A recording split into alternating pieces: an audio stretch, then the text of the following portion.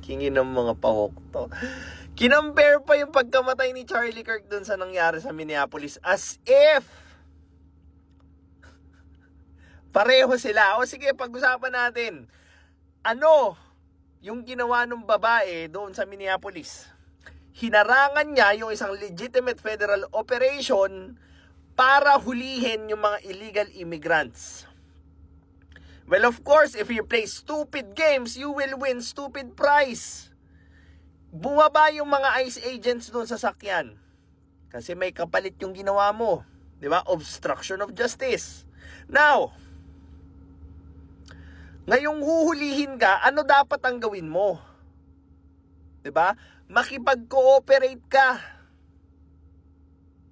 Di ba? Anong ginawa ng babae doon sa Minneapolis?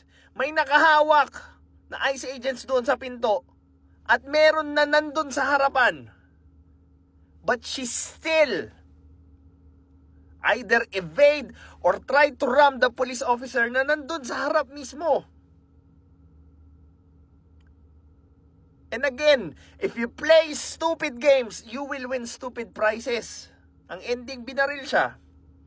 And do you think, in the first place, kung hindi niya hinarangan yung mga sasakyan na yon, hindi siya nagpakakupal doon sa operations nung ICE, do you think mangyayari yung barilan na yon?